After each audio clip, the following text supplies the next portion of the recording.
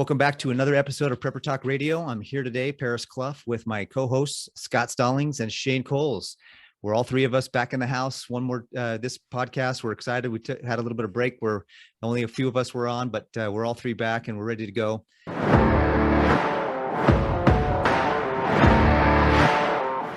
We got a really exciting episode for you guys today. Today we're going to be talking with Jason Preston out of Utah, who was a congressional candidate. And he's going to be sharing some of the things that he did in his experience and what he did to really step up and step out and what he's doing now. But before we get into that, please remember to go to our website at preppertalkradio.com, sign up for our email. We have tons of resources there. You can download free information. Also, we have a Facebook group. We have a YouTube channel. Make sure that you're clicking like and subscribe and that you're clicking the buttons there to be involved and stay involved and be a part of our community. On our Facebook page, we have a group that's associated with it where we have a lot of people discussing different ways to be prepared, stay prepared, to be ready and stay ready. So we're really excited to be able to have you join our community on all of those platforms. Also, we have Jason Preston, who is leading one of the movements he's talking about and has really promoted is a movement called We the People. And along those same lines, one of our affiliates that we have, and there will be a link in the description below, it's with Legion Leather. And Legion Leather has custom-made leather goods and leather works that you can use to be able to create anything you want, from wallets to portfolios of any kind. And he's got a fantastic line of We the People designs that are really good, really awesome, really amazing. I've talked with Ted over at Legion Leather, and he's really a craftsman of the highest sort. So if you click the link in the description below, I believe you get 10% off any of the orders that you have by using the link in the description below. So that's something that you can really support our channel, or support our podcast, and support the movement of We the People and patriotism. So without further ado, let's introduce Jason Preston. How are we doing, Paris? There you are. There we go. There you go. Lost you for a second. So Jason, just to get started, when I met you, I believe I was on Telegram, and there's some patriots in Utah that were getting together and gathering, and they were talking about this guy, Jason Preston, and rallying behind him and getting involved with him because he was going to do some great things. You were running at that time. You had a significant position in your running for Congress, and you had a great experience there, I'm sure. And tell us a little bit about what did you see? What got you motivated to get up off of your couch, so to speak, and to get out there and do something about what's going on in the country today? Well, Paris, I've been awake politically for a long time, since 2006, back when Bush was still in office. I helped Ron Paul with his campaign.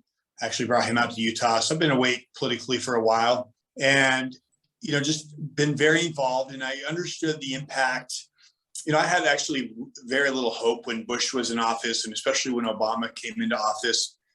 But seeing what happened when Obama pushed things so far to the left, and seeing the reaction of the people waking up and starting the Tea Party movement, that really blew my mind, because I had really given up on the people before that. Because after Ron Paul is an incredible candidate. When I saw people didn't want a good candidate, we realized we have a people problem. And then Obama gets in office. He just, Obamacare, and you didn't build this, and the EPA gets out of control, and the people woke up and started fighting back. And I went from thinking that people had no power in this government to realizing that we did. And we, starting Obama's second term, over a course of about 6 years, we replaced 70% of the House and the Senate, and we shut Obama down. We defunded the EPA. We went after the IRS, and we did just incredible things that I never thought were possible. And then we put Trump in office, and it was like we started rock and rolling. But the problem is, once we got Trump in office, the people went back to sleep, because they're like, our man's there, we won. The president's there, he's got it now, it's his fight. Yeah, got complacent. And they became complacent. I mean, they were awake, but they were complacent. I mean, if you think about like Utah, we put Mitt Romney back in office. We started letting the rhinos get back in while Trump was in office. Just too much faith in a top-down government. Well, after the elections were, apparently stolen, I saw all these people who had been in the fight, especially after January 6th, start running home. They said, let's get offline. Let's hide out. It's over. And everyone went into hiding, so to say. And when I saw that, I was like, this is not okay, because that is what the establishment wants. The establishment is afraid of an engaged population. Tyranny only works when we accept it, when we don't fight back. And January 6th was the purpose of January 6th. I don't think people realize, one of the biggest reasons for January 6th was to scare the people from doing what they did in the Tea Party movement. It was to scare them from assembling. And it was very effective. People after January 6th, everyone went home and everyone shut their mouths. So, over the course of the year of, I guess that was 2021, I was out talking to people saying, look, you got to get in the fight. You got to get back involved. We got to win our state. You got to control our state. We can win that fight. And I just realized eventually that I needed that message that I understood needed to get out to a bigger audience. Mm-hmm. And at some point, I just came to the realization that running for office was a tremendous platform for waking people up and calling people to action. Because the thing I understand is that the thing that tyranny fears the most is people being empowered, emboldened, and standing up against their lives. And that wasn't happening. And I also knew that when we have tyranny, the worse things get, the more people tend to wake up. So, like Obama led to the Tea Party, we realized, you know what, Biden is going to lead to this counter revolution, this counter wave, which is the red wave. Mm-hmm. So I was like, people are gonna be ready. So I was like, you know what, I can sit back here and wait and hope somebody good runs for office, so that when that tidal wave comes, we get good people in office, or I can stand up and be the change. So that saying, I can stand up and get in the fight, make a difference, throw my hat in there. So I did. And it was epic. Running for office was an incredible experience. It was absolute hell. I don't know that I want to do it again, especially as a regular person running for office. And especially it was hard for me because running that, I had been involved that whole year up, and before, up at the legislature, the state capitol, calling out politicians for election integrity, taking the stand and calling them out for being corrupt, going to the city council and to county commission meetings, calling politicians out. So when I started running for office, I didn't have a lot of friends in the GOP, and that made it, that ultimately that made it very difficult to run. And I was a thorn in their side, and in all my meetings, it was always inspiring people to stand up and get in the fight. And I always told people, look, we have to clean out anybody who doesn't stand for election integrity. And that happens to be that we only have one state rep who believes or who will stand up for election integrity, which means time to clean house. Well, these GOP members aren't happy with me at getting out there and rallying up the crowds. We'd have 300, 400, 500 people in a room, and we were rallying them up to clean house and get rid of these people and calling people out by name, and including speaking in these meetings where the governor, that's the cool thing running for office. I was speaking in the same meetings that the governor was in. And when he was done speaking and I'd go up and speak to the same group, I'd ask, how is it we in this state of Utah have a governor that is allowing men to be in our daughters' locker rooms? And, look, you got to stand up for what's right. You got to stand up for truth. Well, it cost me. I would say if I would have played nicer, I would still be running for office. It was a tremendous experience, and I was thankful, and I don't have any regrets about doing it. That's awesome. That's good to hear. You don't have any regrets. That's the sign that you did something the right way when you don't have regrets. Yeah. Right? At least you did everything the best you could. In all of our lives, there seem to be trade-offs in what we'll do, and what we'll deal with. For Paris and Shane and I, we all kind of woke up at different times at different things in different ways. When 9/11 happened is when I started really waking up. to what was going on politically. Prepping wise, I've been doing this my whole life. I didn't know it was called prepping until, man, maybe 2005. I was like, wait, there's a word for this? I just thought it was life. I thought it was a normal thing. So standing up for what I believed in, I mean, that was just part of it. When you decided to jump into that, like, how did that affect your family? I think that's what I want to know the most. Like, how did it affect, because you've got 2 daughters, is that right? Yeah. How did it affect them? Like, what kind of impact has it had on them? Not just then, but since. Well, my daughters and my wife, I mean, we are a strong, patriotic family. My girls have had podcasts on politics. My younger daughter, like in 2019, was on the Wall Street, on the second page of the Wall Street Journal for a TikTok video she did that went viral about pro-President Trump. They did an article about how the youth are affecting the elections, and one of her posts went so viral that they wrote on her about her. So my girls are fighters. Awesome. They're older. They lost all their friends in 2016 and 17. So over standing up against this woke culture. So they're fighters, and my wife's a fighter. So they're ready for the fight.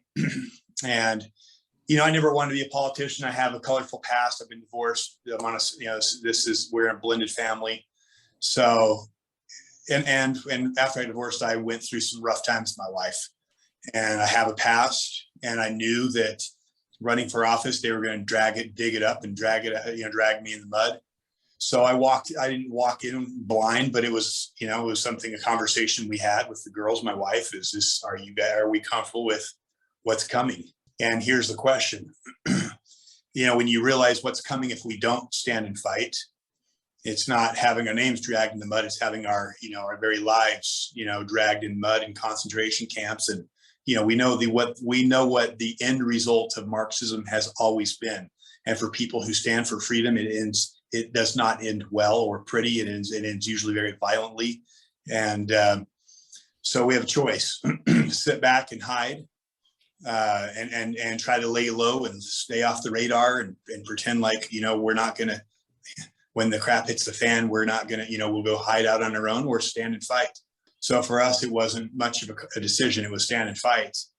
And, when the mudslinging started coming, when they started digging up our past and, spinning it, which is what they do. And it was, for me, it wasn't that hard because I was expecting it. But it was, to say it's not hard on my wife, it wasn't difficult on her. It was at times it was very difficult on her. So yeah, it was a painful process. I mean, and so there's the part of having your name dragged in the mud and having, your character constantly questioned, and people slandering us. And then there was the constant, look, we're middle-class people, and to do this costs a ton of money, which meant, it was financially a massive, massive stress. And the thing about running for office is it is this constant money machine. And there is no one person who goes and donates and all of a sudden you're financially comfortable. It's like you are constantly in need of money, because the only max anyone can give you is $2,900. And they've designed this machine to just be a money pit to keep people like us out. So to try to grind and try to keep up with that, it was literally at times hell. And then dealing with the GOP that was constantly trying to slander us and trying to work against us. Your own party, pulling BS. It was hard. It's hard on the girls. It wasn't so hard on the girls. It was mostly hard, but it was definitely hard on my wife and I. Yeah. I was going to say, sorry to interrupt you there, but I know you're saying we need to stand and fight. I totally agree with you. I know that your attempt to stand and fight was to run for Congress. So I know you mentioned We the People movement that you're taking off with now. Is that do you plan to run again, or are you going to use the We the People movement to stand and fight now? So I'll tell you about this. We are the people, is what it is. We are the people. So That's cool.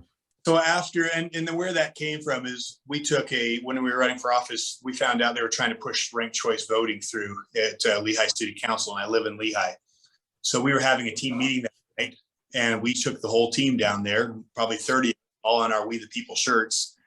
And we basically went and stood up and said, what do you guys think you're doing trying to pass it? We were actually very polite. But when we took over the room, I mean, it was like a takeover of the city council. It was impressive. And they were pissed that we all showed up like that. And they tried to, they got, one lady in particular was irate. And when we're done, they says, well, who are the people? We the people. Who is we the people? Everyone's we the people. And kind of like, because everyone was wearing we the people shirts. So that kind of planted the seed for it. But, the fact of the matter is I got done running for office when I didn't get through convention, and then it was like, all right, what's next? Do I sit back and, and by the next day, I was like, no, the answer is still the same. It's we need to create, and this has been my message throughout the entire campaign and before, is a small number of people can, you don't need a majority to prevail, but rather an irate minority. It's always irate and tireless minority keen on setting brush fires of freedom in the minds of men. Yeah, absolutely. It's always been a war over the minds of men with a small number of people, 3 to 5%. And so that's been our goal the whole time, is to raise a small number of people who will stand up and not comply and not go along with the lie. So 3%. So after the campaign, the campaign came to an end on a Saturday. The next Monday, I had a call with some of the people I've been working with, and by the following week, we had a organization started. We Are the People, and that is now, we've raised over $500,000 in the organization, and the whole purpose of this organization is to raise an army by a volunteer army, that by next legislative session we have 10,000 people who are organized, not just send out a text and hope they show up. 10,000 people who are organized with accountability down to the individual level, who, when it's time to stand up to the, state government on election issues or mail-in ballots or an issue that's going to affect our sovereignty, we can show up with a literal army and peacefully take the power back. Meaning, put the pressure on the legislators to do the right thing. To make sure we have, honestly, the Constitution is hanging by a thread, and that final thread is election integrity. You lose control of your elections, which we are virtually on the thread of doing it, and it's over. So that's our goal. It's to raise a group of people who can be organized and prepared for whatever is coming. And there's clearly things coming, both down the political spectrum. You look at the food shortages that are coming. You look at, what's going on with them trying to start World War III. We're on the verge of some very threatening times, and if we are not organized, we're in trouble. And so that's the whole purpose of this, is really it's about gathering people and organizing people of like mind. One of the things that impressed me about you, Jason, is that you have a really good understanding of the founding fathers and the Constitution. And frankly, going to some of the meetings you were at, inspired me to jump on Hillsdale College and a couple of these other places to really learn what the rights are. I think one of the reasons why we don't, or why we're permissive, or why we're complacent, is because we really don't understand. We don't have a knowledge or an understanding of what our rights really are and what the Constitution was really built upon, and the principles the founding fathers really built the Constitution on. And that's by design, honestly. But as I listened to the Hillsdale College course, and I'm not all the way through with it, and there's 11 courses, it's free. Now, probably we'll put a link in the description below, but I was thinking to myself, as every time, every class, every course, everything, I was thinking, these guys wrote the we're in the same place. We're in the same place. It feels like, in many ways, we're in the same. I can see some of the same things that they were struggling with as they were trying to develop this Constitution and really have a free people and a free nation, and the first nation in the world, in at least in modern history, hundreds of years, where we have an experiment on freedom, like we have here in America. And I'm like thinking to myself, these guys were going through the same things. Wow. I absolutely love the Constitution now, and the things that are taught there. I need to learn more. I need to learn a lot more. Yeah, this is 1776. And, one of the quotes everybody loves is Thomas Paine, where these are the times that try men's souls. And we are on trial right now. We are on trial again. They were on trial. Those men were on trial. Would they stand against the British? Their souls were on trial. Would they stand up when their posterity needed them to? And we again are on trial. Will we stand up? What is the future? Now, a lot of people, especially in this community, say, well, it's going to hit the fan here soon, and let's buckle down. And when they come, I'm going to be waiting with my guns. And I think that's absolute bullshit. The fact of the matter is, when that happens, that's not going to be pretty. And to say I'm going to sit back and wait and when that happens, what's going to happen to your kids when that happens? What's going to go on in society when that happens? So to say I'm going to sit back and wait and know that the cost that is going to be bloodshed, and I'm going to wait for bloodshed to start fighting. No, I'm going to fight today. I will fight tomorrow. I will fight tyranny every single day in every single way I can. I'm not going to be the one that says when it hits the fan, well, geez, Dad, or geez, I really wish I would have done something sooner. I wish I would have, because when that time comes, we will all wish to hell we would have preserved this country a little longer. Mm-hmm. And the flip side, for those that are, that believe that this is a battle of good and evil, and that believe that the Constitution will be saved, there is a ray of hope here, and the Constitution, what does that mean that the Constitution will be saved? And it's not going to be saved by people saying, I'm going to sit back and I'm going to just, hide out and wait. Again, I'm sure there's a lot of people that thought that way during the Revolutionary War. I'm just going to sit back and wait, see what happens. And I'm going to go hide out in the woods and let this blow over. Those are not the men we remember. We don't remember the men that sat in the sidelines during the Revolutionary War. We remember the men who stood and fought with a pen, with a sword, and with their lives and their sacred honor. And so, this is the time. The line is, when, our schools are taken over, our country's been taken over, they're putting pornography in our schools. They're mandating what we can eat. They're mandating what we take. They're mandating whether or not we can go to work or not. We are living under tyranny. Mm-hmm. And we are allowing it. The only reason tyranny is working is because we all go along with it. Mm-hmm. Tyranny would lose its power if 3.5% of people simply said, no, we're not playing this game. You're not going to take away our freedoms. We're not going to be forced to wear that mask. We will not comply peacefully. If 3.5% of people did that, tyranny would lose its power just like that. Now, Jason, I see why you weren't elected, because you are so fierce in this, and that just will not be permitted in Washington or anywhere. So I applaud you for your efforts and for not actually being elected, because it probably wouldn't last for very long, honestly. I can see why they push back against you. So, well, absolutely. Sorry for them. I'm going to be far more dangerous to them now than would have been. So here's my question then: is what do we need to do? Where do we rally? Where do people get together regarding this? Do you guys have a website up? Do you have? I've searched for. I thought it was We the People. I found your Facebook, but for We Are the People, where do we go to see? wearethepeople.org. .org. Excellent. Yeah, we are bringing not only dollars behind this, but quality leadership. We have colonels that are helping develop and manage our volunteer army. We have one of my partners is comes from Silicon Valley.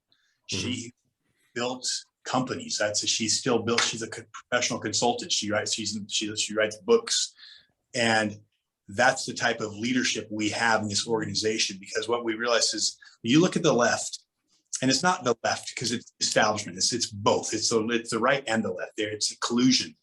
But you look at the establishment, and they've taken over Hollywood. They've taken over the media. They've taken over our higher education, our colleges. They've taken over our elementary schools. They've organized Black Lives Matter. They've organized Antifa. They have been waging a strategic war for years. Now, here's my question. What has been the conservatives' counter to that? That's true. Yeah. Quietly sitting at home, waiting it out. Yeah. Mhm. And the problem is, and this is why it's not the left versus right, because everyone thinks the left has done that. And it's true, it is the left. But what is it technically has been the left taking us towards progressivism, but the right has been involved, because what the right has done is like our own governor who supports, the trans stuff for our kids' schools. What do they do? And here's the thing: is I listen to these guys. I listen to all these rhinos. I speak in the same meetings as them. You know what they do when they get up there? They stand up and they throw rocks at the Democrats. Oh, Biden. Oh, Biden. Oh, Biden. These bad leftists. And what do? They are left. Mhm. And they stand up and they throw rocks. And then what do they do when they're in power? They just capitulate with them. Mhm. They say, we're not going to do that, but we will do this. And what's their big thing to me? Well, Jason, if you're in office, I mean, how are you going to get along with these people? How are you going You have to compromise, right? You're going to have to. You have to compromise. If you don't compromise on election integrity, then how are you going to get your bill passed on CRT? I mean, this is the way they think. Mhm. What is the right doing? The right has been quietly allowing it to happen. They've been part of the problem. This is why this is not a Republican versus Democrat. This is an establishment, corrupted Club. government. It's a crony club. I mean, you look at one of the things that's been in existence for a while, but you'll kind of see looking at it where they really align is, for example, the Council of Governors. Our governor in the state of Utah is on that council, and it's not a liberal council. It is a far, far beyond liberal council. It is, they're just pushing agenda. Liberal in the woke sense, right? Not liberal it's way beyond being liberal. I mean, growing up, liberal is something that I always enjoyed. Liberal amounts of extra ice cream. Liberal amounts of blessings from God. God gives to men liberally, right? And we've taken that in contextually and changed it to an ideology that denounces God. Definitions are changed, and yeah. Mm-hmm. And so that's why we have our platform, Prepper Talk Radios, is our whole focus is to help wake people up, give people practical things they can do, but be aware of these things and do something about it. More than just, I got my beans, I got my Band-Aids, right?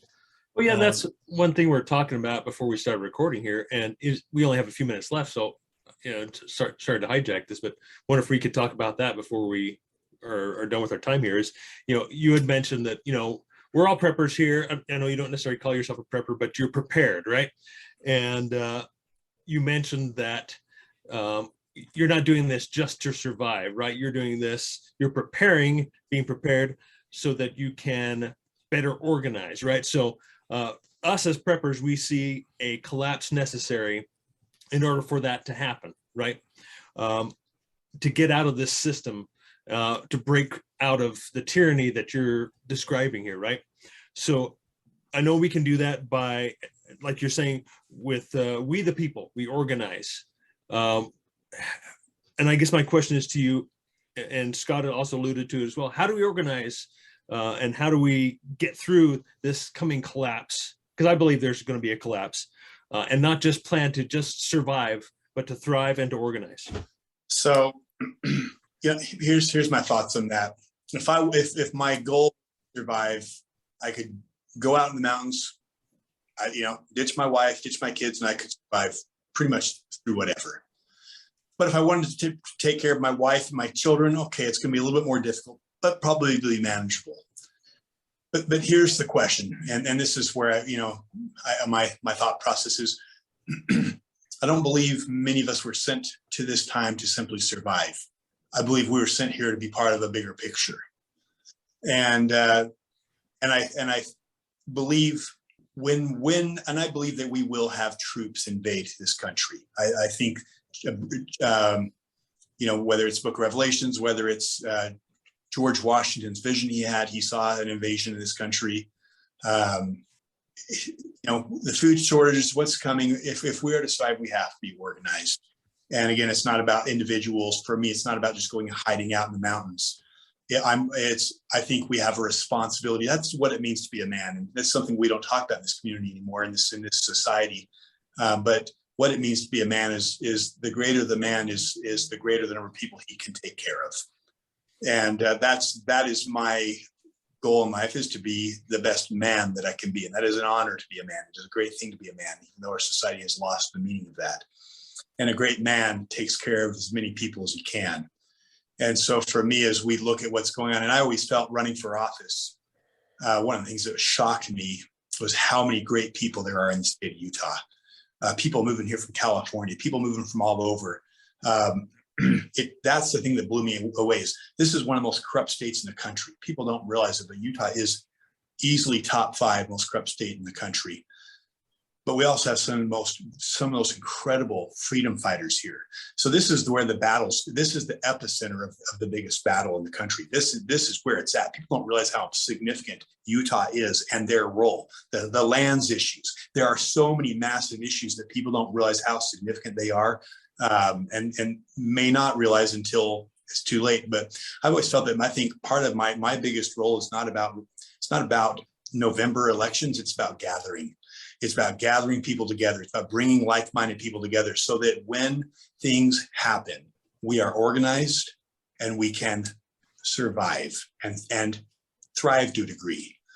And we are meant to live as societies, and we are meant to live in groups and as tribes. We're not meant to live as in isolation.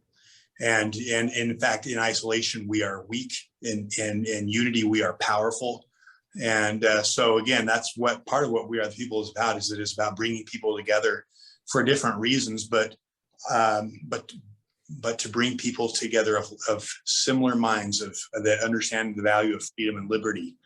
And obviously, first and foremost, it's about preserving our freedoms, our God-given rights, and standing up to a government that's lost its way.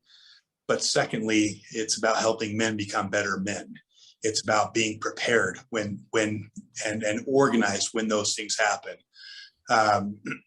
But yeah, that's what we're doing, and we're bringing the highest caliber of people we can, and investing thousands and thousands of dollars in resources to this movement, because this is why we're here. This is love it, Jason. Love it. One of the biggest problems I see in the world today is not so much, there's a lot of problems. One of the big ones is leadership. We need good people with high moral codes to be in leadership. And people think that means that, somebody else is going to do it. Well, the reality is that God sent us here to become like him, and he's a leader. Christ is a leader. Christ sent us here to become like him. He was a leader. We need to all become leaders. And some of the things you were saying earlier, Jason, reminds me of a quote: "The only thing necessary for the triumph of evil is for good men to do nothing." And we need more good men to rise up and be leaders in their families. First of all, men need to lead themselves. Yeah. Then they need to lead their families. And then once they have control over their families, and I'm not talking about like tyrannical control over their families. I'm talking about benevolent, kind, wise, leadership over their family. Then they can start to have leadership in the community.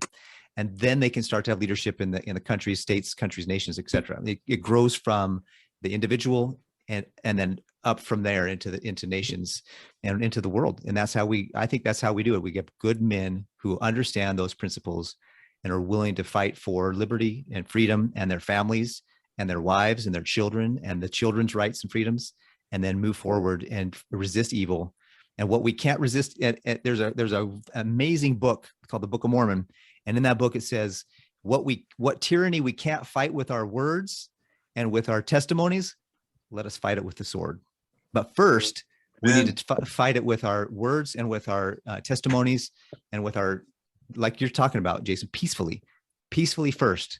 And when that doesn't work, we need to defend ourselves. And sometimes that means doing some things we wouldn't want to do normally. Absolutely. Well said. So, thank you. I think the biggest thing is really this. It's people think of leadership as power, and they look for that power. And oftentimes those who are looking for power are those who can be easily corrupted, because power does corrupt. What leadership really is service. And when you go into leadership as a servant, change happens. People, hearts, ideas change when you serve. If you're going into leadership for anything other than to serve, it's not going to work. When you go in to serve and you show people that you're doing this because you love them, you care about them, you want them to retain their freedoms, their true liberty, what is currently not the norm, and go back to something that we used to do historically over 100 years ago was the norm.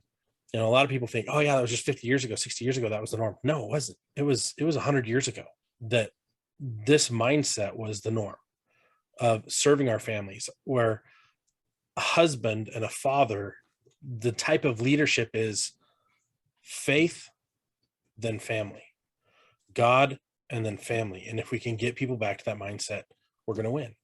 Yep. It doesn't matter if the numbers are 1,000 to 1. Victory comes only in and through God. And when we serve God, it's because we're serving our fellow man.